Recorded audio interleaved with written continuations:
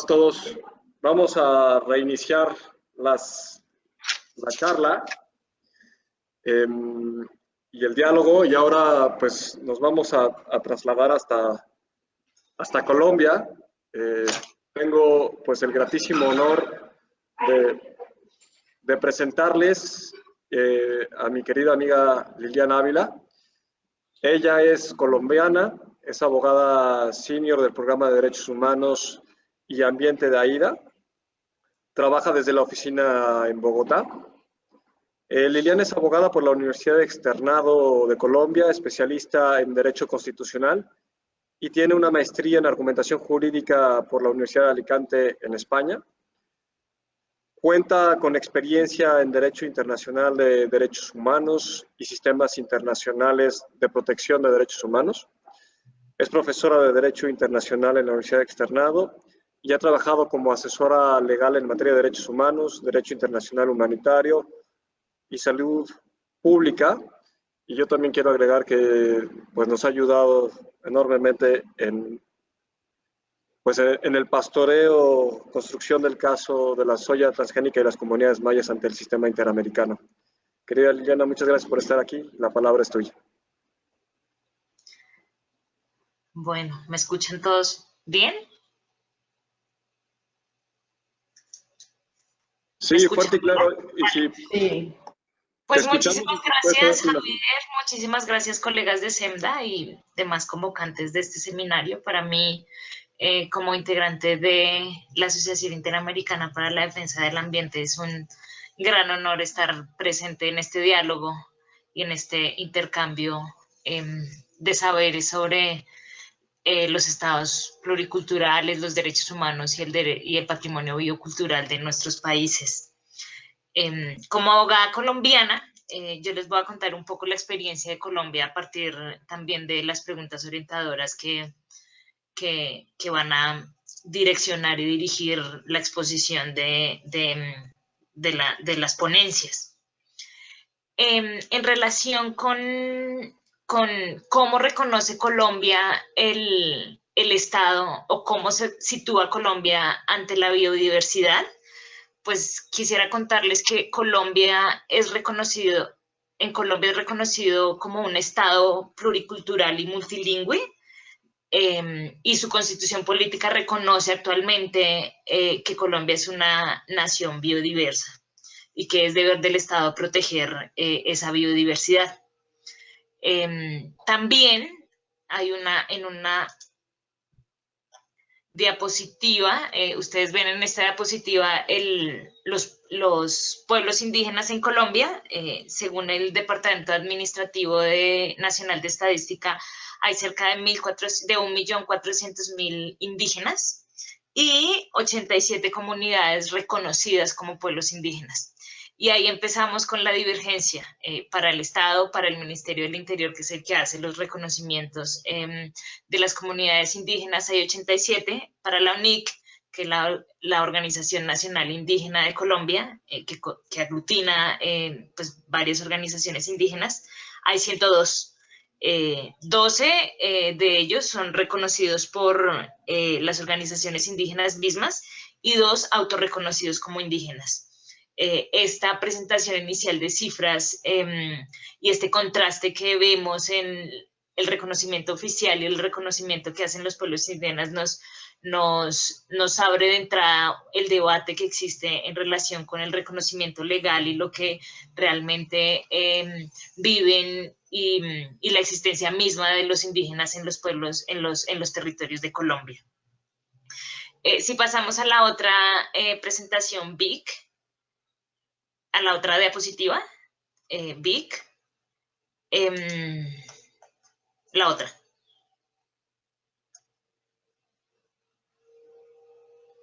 Entonces creo que es la anterior. Ah, no, bueno. Como les decía, la constitución que vigente actualmente es la constitución de 1991. Y esa constitución pues reconoce importantes avances en materia de protección a pueblos indígenas. Y el camino no fue un camino sencillo. Si ustedes ven esta foto es histórica porque son dos de los representantes de los pueblos indígenas que hicieron parte del proceso constituyente y que llevaron todas las reivindicaciones a los pueblos y que gracias a ellos gran parte de los artículos y el reconocimiento constitucional de los pueblos indígenas fue posible en Colombia.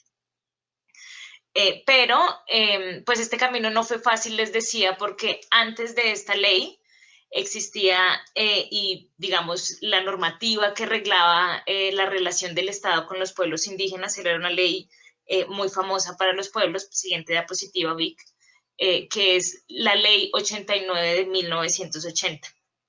Esta ley básicamente determinaba cómo debían ser gobernados los salvajes que se reduzcan a la vida civilizada. Y contemplaba curiosamente pues 3 categorías de personas. La primera eran los salvajes, la primera eran las personas, y esas personas por supuesto eran cobijadas o eran reconocidas por el Código Civil. La segunda eran los salvajes, y los salvajes pues estaban gobernados por las leyes de la Iglesia y las autoridades públicas. Y los terceros eran los semisalvajes.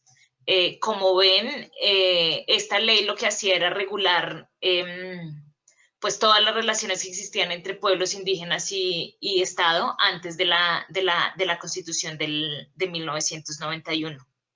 Como ven, también hay un salto grande entre lo que pasa ahora en la Constitución del 91 y un siglo después.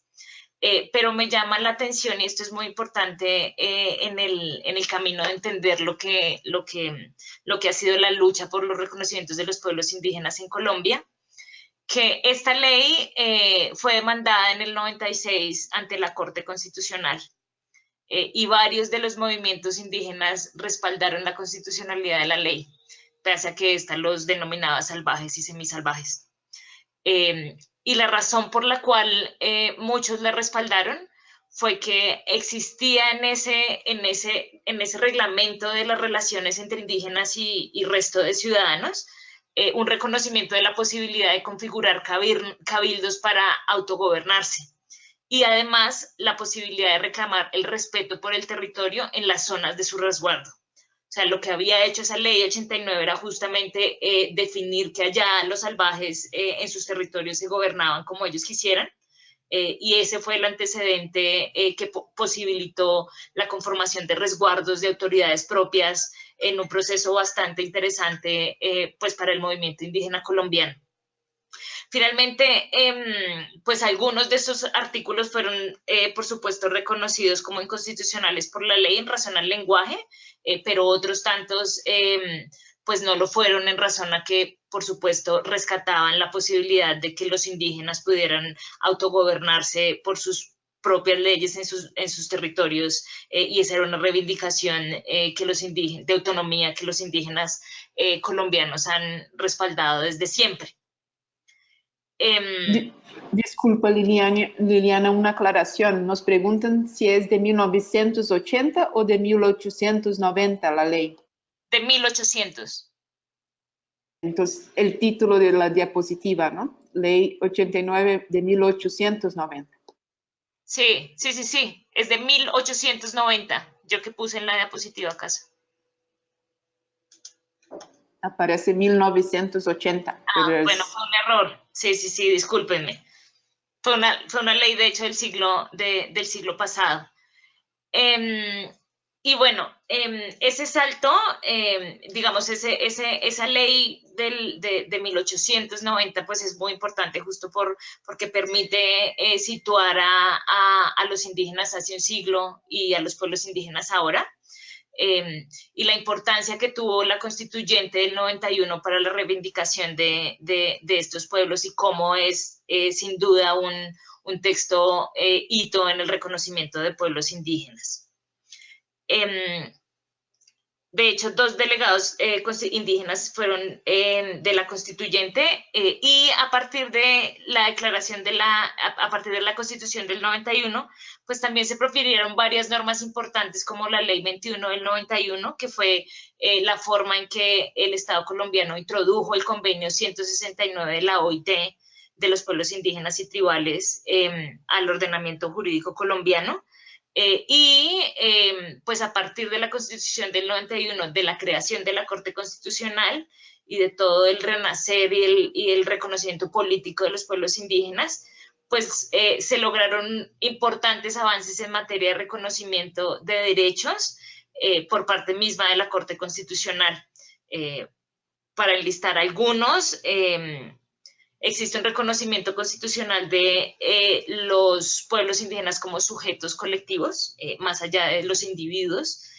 Además, existe un reconocimiento sobre la propiedad de sus tierras, una prolija jurisprudencia relacionada con la consulta previa y la protección de sus territorios, y un elemento muy, muy valioso que tiene que ver con la jurisdicción especial indígena, que está reconocida en el artículo 246 de la Constitución Política vigente y que básicamente señala que las autoridades de los pueblos indígenas pueden ejercer funciones jurisdiccionales dentro de su ámbito territorial de conformidad con sus propias normas y procedimientos, siempre que éstas no sean contrarias a las leyes y a la Constitución política.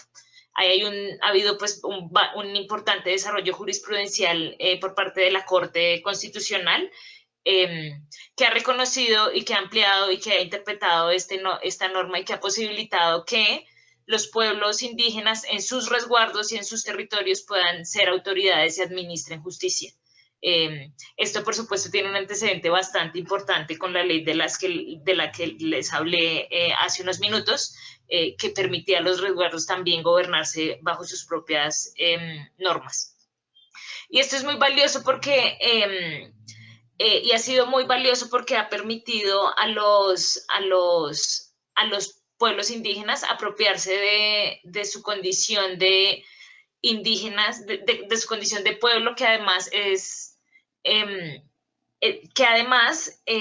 tiene potestades, tiene potestades jurisdiccionales, que puede hacer sus leyes en sus territorios y gobernarse bajo esas leyes y gobernar a los comunitarios bajo esas normativas.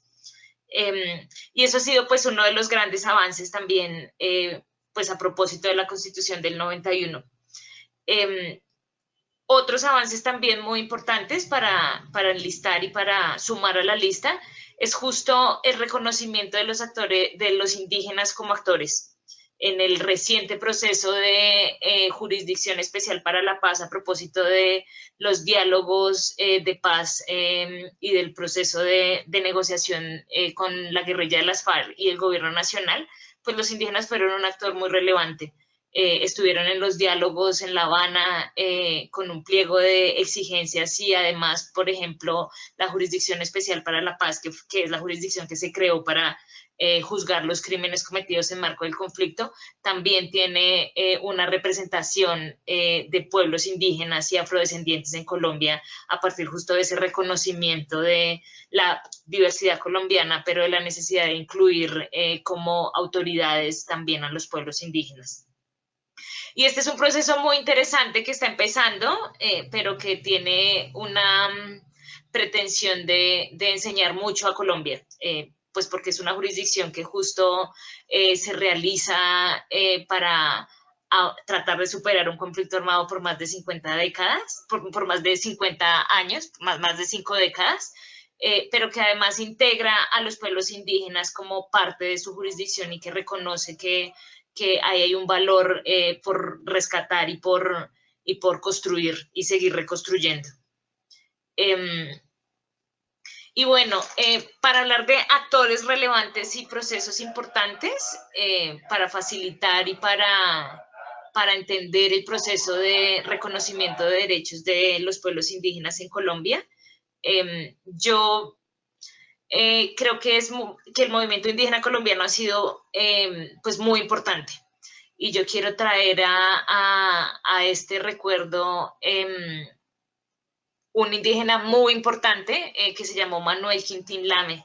Él nació el 31 de octubre de 1883 y aprendió a leer gracias a su tío, y combinó el conocimiento indígena y empezó a estudiar el Código Civil y además empezó a apropiarse de la ley 89.890.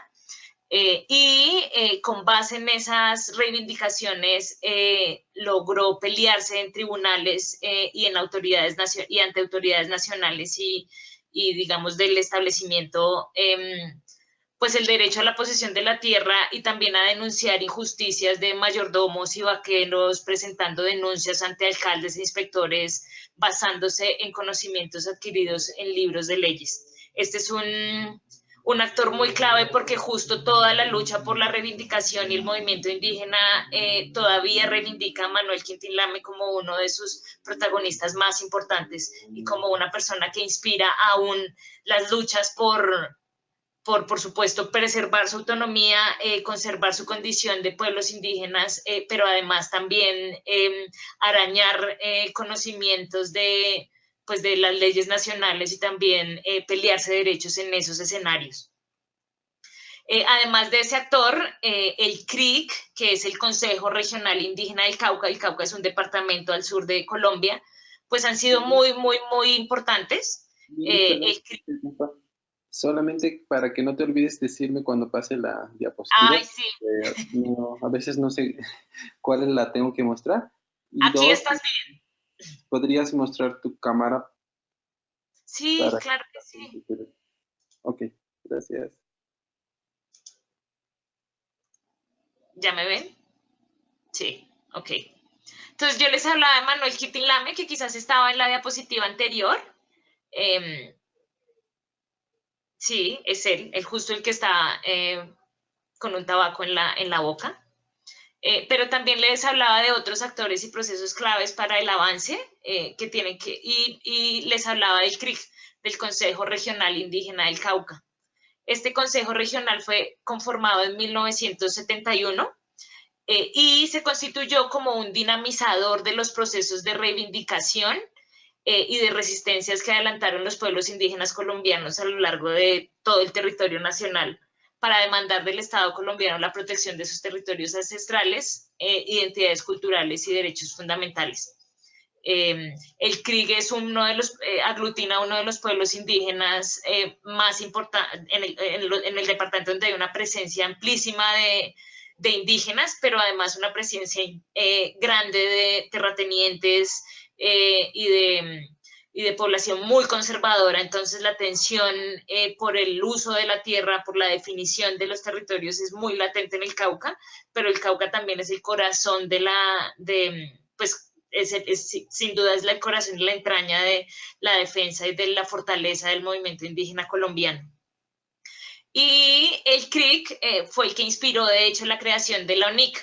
La ONIC es la Organización Nacional Indígena de Colombia, que se creó en los años 80 y que justo tenía como objetivo juntar a organizaciones indígenas regionales y promover una plataforma política indígena en Colombia.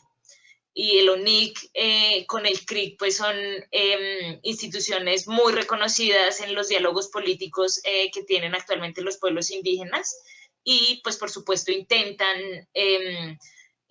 llevar a esferas políticas nacionales e internacionales sus reivindicaciones y sus reclamos en materia de protecciones territoriales, de protección de la biodiversidad en Colombia. Bueno, frente a... ¿Puedes pasar la diapositiva? Sí. Frente a los retrocesos, yo quería también traer a esta exposición las palabras del constituyente, de uno de los indígenas que fue parte de la constituyente de 1991 y que representó las reivindicaciones del pueblo indígena en la Constitución del 91. Y me voy a permitir leer una de las palabras, unos párrafos de un escrito que ha hecho justo contando la experiencia de la Constitución del 91, 20 años después. Y en sus palabras, entonces abro comillas, este indígena dice, que se llama Lorenzo Muelas, dice: pensamos que la Constitución podríamos conseguir el derecho mayor o conseguir algunas conquistas para nuestros pueblos. Y yo me doy golpes de pecho porque no fue así. La Constitución es una herramienta como una pala, como un asadón. Si se usa, depende de cómo se usa. Si no se usa, se empolva. Muchos pensaron que bastaban las normas. Lo importante es hacer uso de estas. No es solo a través de las normas escritas en la Constitución que se resuelven los problemas sociales de las comunidades. Este es solo un instrumento, como el arado, como un bolígrafo. Hemos visto la necesidad de pensar en otras formas de alcanzar nuestros derechos. Lo que alcanzamos en la Constitución, lo alcanzamos a través de las luchas. Todos lo tenemos, es por nuestra lucha y la de nuestros hermanos que están en las tumbas por nuestras luchas. Hemos sido víctimas de represión y seguimiento. También hemos formado mesas de concertación con el gobierno y nos han engañado. El gobierno dice que somos los indígenas más afortunados del mundo y no es verdad. No podemos poner todas nuestras esperanzas en la Constitución. De hecho, hemos tenido más divisiones a raíz de esta. Por eso, estamos en proceso de reflexión para ver qué camino tomamos. Estas son las palabras que 20 años después pronunciaría Lorenzo Muelas, que fue justo el constituyente que participó de las reivindicaciones indígenas en 1991 en el marco del proceso constituyente. Y yo creo que sus palabras son muy significativas porque justo muestran cómo el reconocimiento constitucional, que es un gran avance sin duda para los pueblos indígenas y que ha permitido la protección de varios derechos, pues en las comunidades aún existen grandes vacíos de implementación efectiva y grandes vacíos para que este proceso se concrete realmente y para que lo que dice la Constitución sea realmente, en palabras de Lorenzo, una herramienta y un bolígrafo que escriba en la vida de los pueblos las reivindicaciones y sus derechos. Y justo, pues estamos en el 91, pero a propósito y luego justo de la Constitución, de la firma de la Constitución, pues Colombia vivió grandes escenarios derivados del conflicto armado donde los indígenas y los pueblos afrodescendientes fueron las grandes víctimas. Si se hace una comparación, de hecho, entre la población colombiana, se observa que las grandes víctimas del conflicto armado fueron los campesinos, los pueblos indígenas y los pueblos afrodescendientes. Porque el conflicto armado colombiano además ha sido también muy rural y se ha vivido en los territorios y se ha vivido en la defensa y ha tenido además que ver con la defensa de los territorios. Esta foto, de hecho, es de Kimi Pernía. Kimi Pernía es un indígena que fue desaparecido y que era un líder muy importante en la defensa del río en el sur, en el norte de Colombia. Otros obstáculos, además de la falta de implementación efectiva y del conflicto armado, pues tiene que ver con la ola de desplazamiento forzado que ha generado el conflicto armado, pero también pero además también pues el desarrollo del extractivismo. Si ustedes ven en el mapa que les muestro, La Guajira es el norte de Colombia, es de hecho la punta del hemisferio sur del continente, y es un pueblo en donde que está mayoritariamente habitado por indígenas guayú que viven pues tanto en Colombia como en Venezuela. Y este mapa pues muestra pues varias minas de carbón, una mina de explotación del Cerrejón, varios proyectos de extracción de petróleos. Y claramente el modelo económico extractivista que se ha implementado en Colombia con gran fuerza en las últimas 2 décadas ha sido un obstáculo grandísimo en el desarrollo y en la garantía efectiva de los derechos, porque claramente ese modelo de desarrollo choca drásticamente con las construcciones de desarrollo territorial que las mismas comunidades han construido y que los mismos pueblos indígenas reivindican al interior de su territorio. Y, por supuesto, dentro de los actores y procesos que han dificultado y obstaculizado el ejercicio de los derechos, pues claramente tenemos pues a las empresas, al Estado mismo que sigue, o sea, que funda su modelo de desarrollo en el extractivismo y que hace que las construcciones de desarrollo de los pueblos indígenas pues no dialoguen y no sean un motor que impulse también la economía del Estado. Y esto ha generado, por supuesto, grandes impactos en los pueblos indígenas. Hay una gran desarticulación de las comunidades, sin duda. El desarrollo de la guerra además ha traído grandes divisiones entre los pueblos indígenas mismos. Esta es una realidad pues que vive Colombia y que es muy similar a otros pueblos indígenas. También hay una problemática gravísima que se deriva en que el campo, o sea, los territorios se están quedando sin gente. Hay una ola de desplazamiento muy grande que hace que campesinos e indígenas cada vez migren a las ciudades con más frecuencia, que integren los cordones de miseria de las grandes ciudades y que todo eso que se pierde cuando un indígena se desplaza a la ciudad, pues se quede, por supuesto, con esa gran pérdida que supone para la cultura, para la vida, para el pueblo mismo y para la supervivencia cultural. Pues por supuesto la desconexión territorial que eso genera.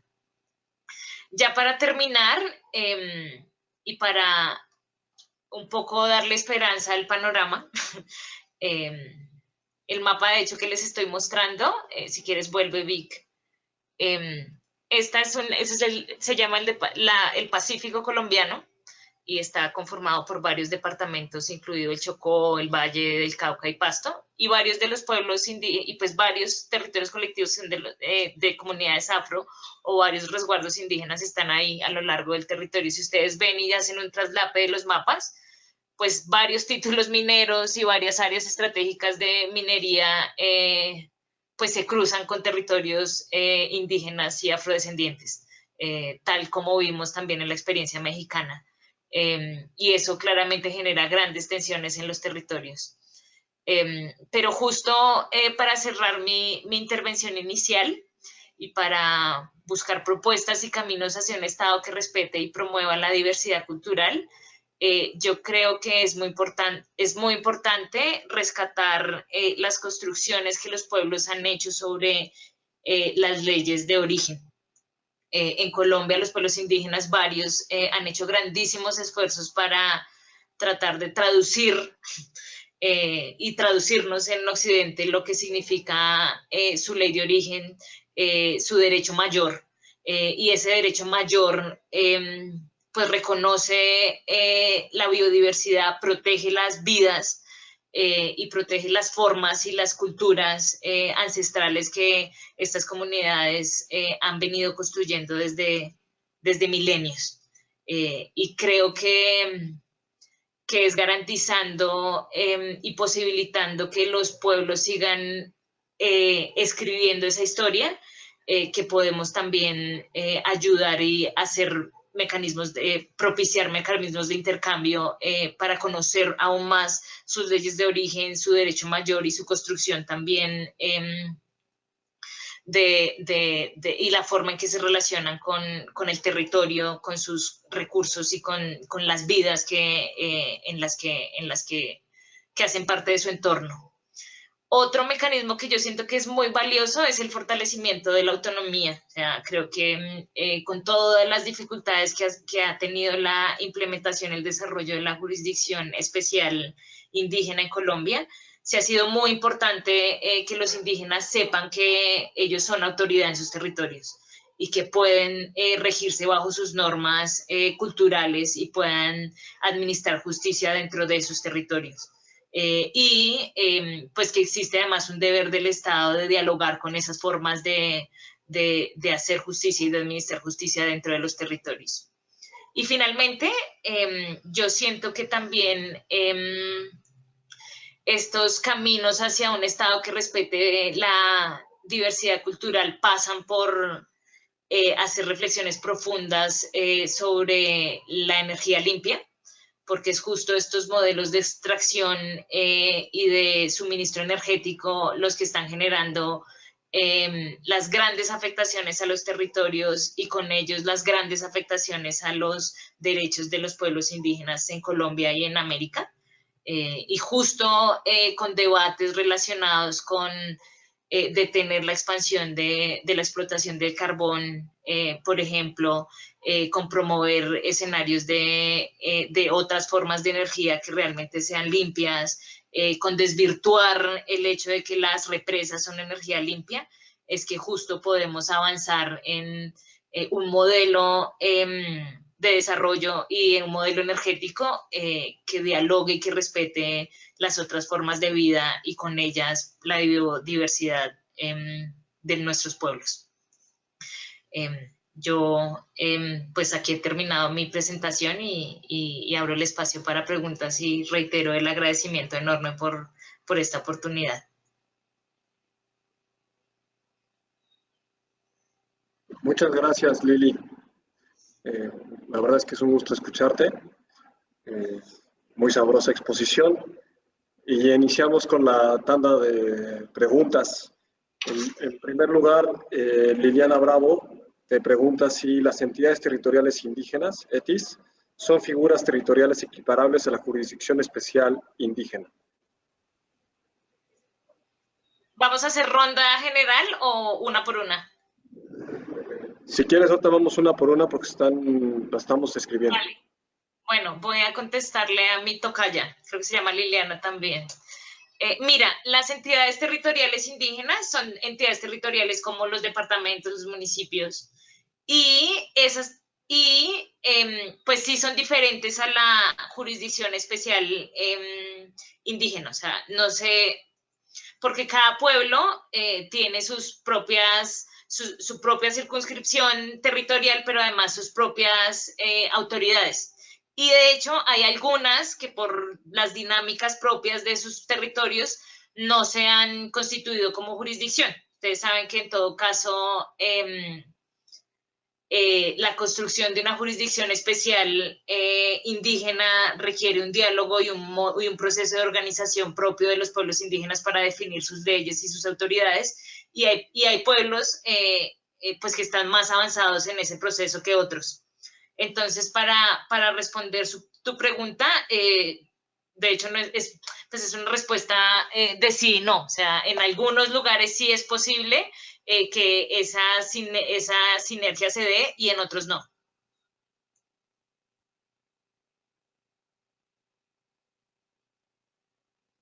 Gracias, Lili. Carlos Ávila te pregunta, es comentario y con pregunta. Dice Harvey acertadamente, estamos viviendo la era del capitalismo no solo extractivista, sino por disposición. Y las leyes y muchos legisladores y legisladoras sirven a esos intereses. Me parece que todo ello está ligado a lo que ya ha señalado Bauman sobre el debilitamiento del Estado. En Colombia existen proyectos para recuperar las funciones del Estado y construir a su vez un Estado realmente pluricultural.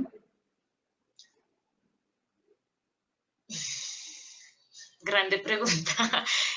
Mira, yo creo que no. O sea, yo siento que el momento actual en el que está Colombia y el continente, me atrevería a decir, es un momento de retrocesos. Es un momento en donde hay una captura corporativa del Estado y digamos, el clásico diseño de poderes que le enseñaron a uno en la universidad de Derecho, pues se matiza un montón porque los poderes reales están en las empresas, en el capital, y eso hace, por supuesto, que sea muy difícil que modelos divergentes o diferentes a ese poder actual y vigente puedan emerger. Entonces mi respuesta, siento que desde mi percepción y desde mi experiencia, es que no, que estamos en un proceso de contención. Yo olvidé decirlo en mi presentación, pero de hecho la Corte Constitucional, que había sido una abanderada de la defensa de los derechos de los pueblos indígenas, pues ha tenido importantes y gravísimos retrocesos en materia de consulta previa, en materia de garantía de derechos territoriales. Y de hecho varios integrantes del movimiento indígena y campesino y social en Colombia ya hablan de una corte corporativa. Esto con todo lo que implica también para el continente, ¿no? Porque sabemos que la Corte Constitucional colombiana es referente regional de defensa de derechos, pero en este momento las cosas pues no están o sea, no estamos en un superávit, sin duda que no.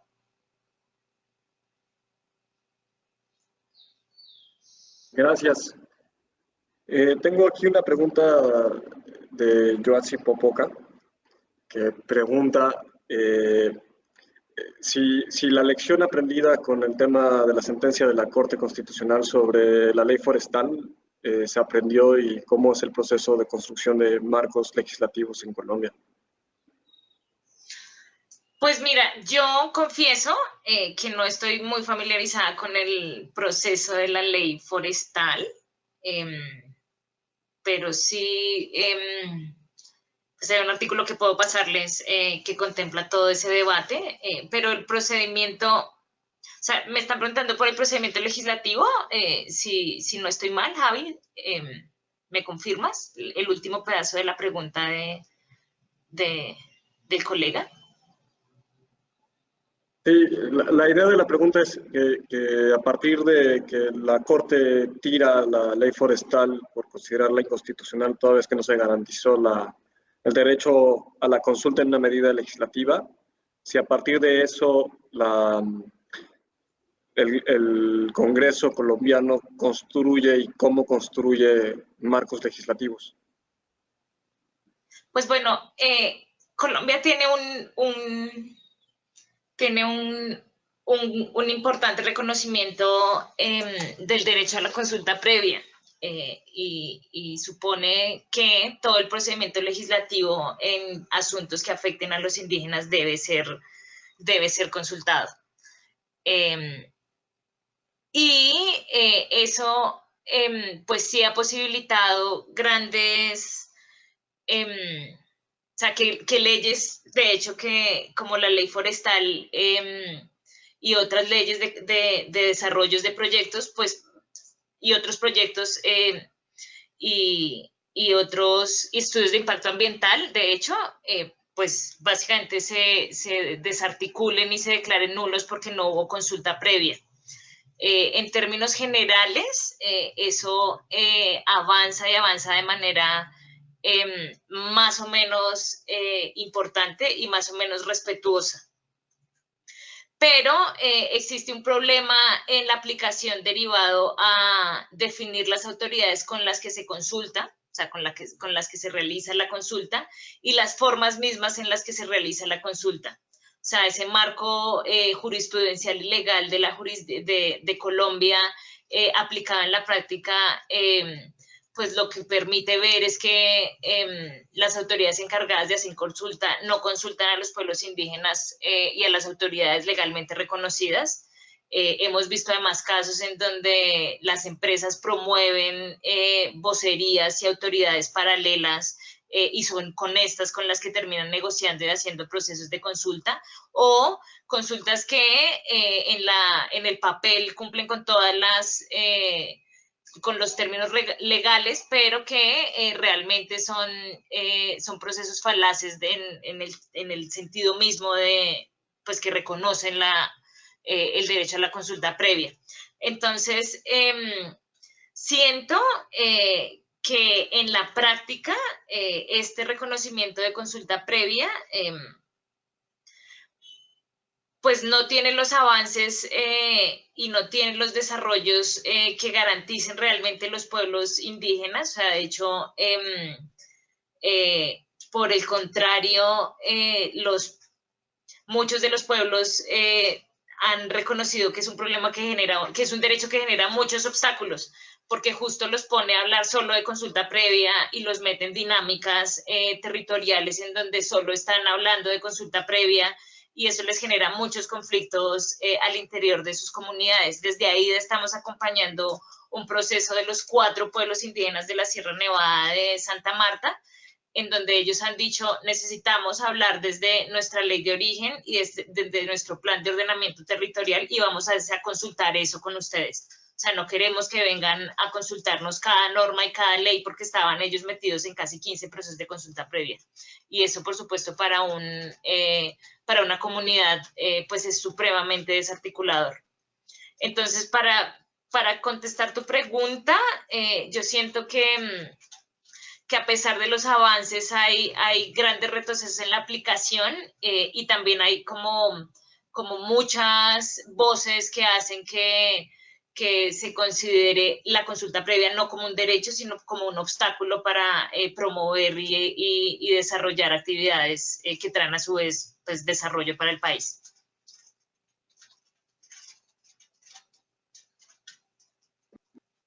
Gracias, Lili. Otra vez tu tocaya Liliana Bravo, te preguntas que cuál es la relación entre las leyes de origen y los planes de vida.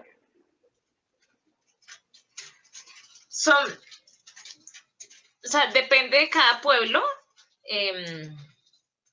y porque es un proceso constructivo de cada pueblo. Entonces, las leyes de origen son un poco la suma de principios que dan sustento a los planes de vida.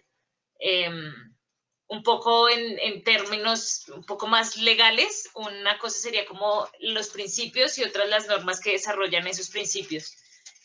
Pero también, entonces, las primeras, es decir, las leyes de origen son, por supuesto, más abstractas, hacen referencia a la historia de los pueblos indígenas, a su cosmovisión, a la construcción de lo que consideran ellos como fundamental. Y los planes de vida, pues son las formas en que esas leyes de origen se materializan en sus territorios y cómo se intentan organizar dentro de ellos.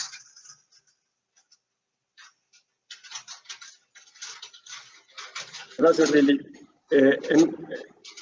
En ese mismo tenor, Benito Vázquez te pregunta que qué papel juegan los planes de etnodesarrollo en los procesos de consulta, si se tiene algún ejemplo, por ejemplo. ¿Otra vez? ¿No te entendí esa pregunta? Dice, va en el mismo tenor que el anterior y dice que qué papel juegan los planes de etnodesarrollo en los procesos de consulta, y si puedes compartir algún ejemplo.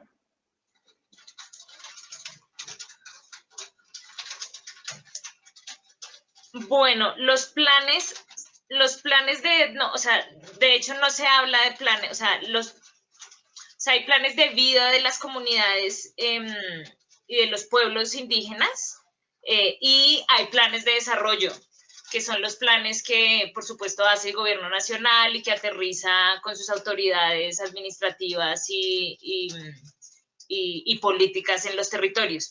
Y uno y otro, pues, realmente no dialogan en lo general, pero, pues, hay algunas experiencias exitosas recogidas, en donde a partir de la negociación de los pueblos indígenas y de su capacidad de diálogo con las autoridades políticas locales, departamentales y nacionales, han logrado incorporar planes de vida y de desarrollo propio a los planes de gobierno de las comunidades.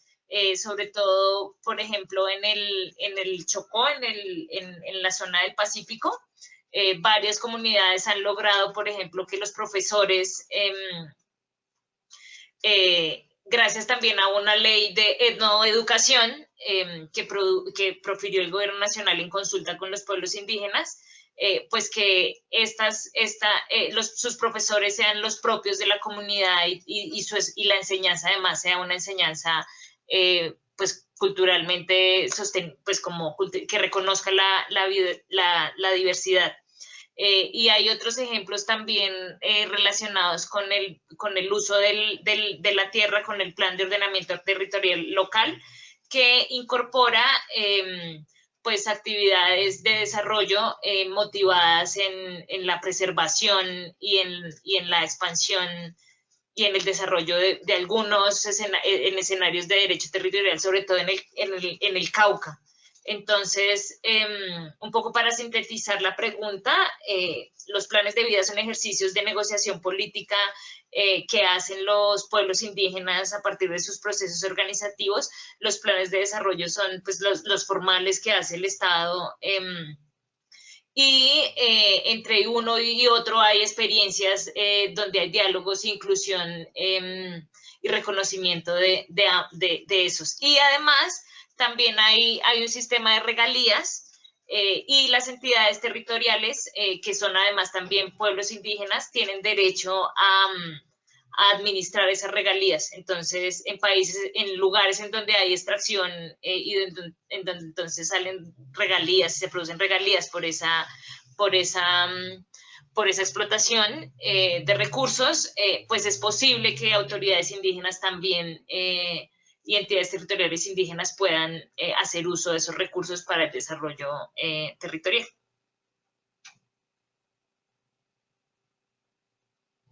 Muchas gracias. Hay una más que te pregunta de manera breve, si podrías hacer una explicación, tal vez distinción, en si los resguardos son los territorios ancestrales. Esta pregunta tiene como origen el tema de los ejidos en México, donde el ejido tiene que ver con la propiedad colectiva, pero los ejidos son pues espacios mucho más limitados que el territorio, ¿no? Sí, es tal cual. De hecho, el resguardo indígena es el reconocimiento legal, formal de que es un territorio indígena, pero, y desde el punto de vista institucional, que se mide además con criterios también institucionales, y que muchísimas veces y la mayoría de las veces pues no incorpora toda la integralidad y toda la omnipresencia que tienen los territorios indígenas para los pueblos mismos.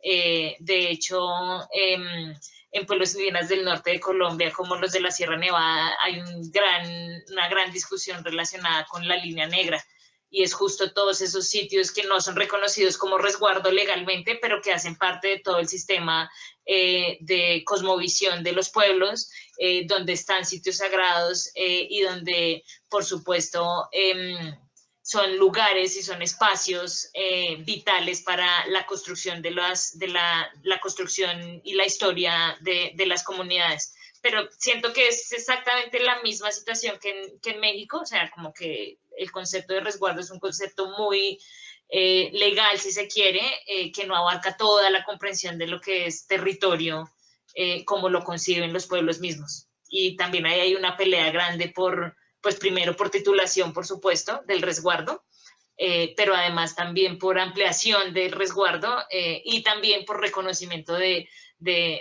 un territorio muchísimo más amplio que el resguardo, que también es pues trascendental para la supervivencia cultural de los pueblos.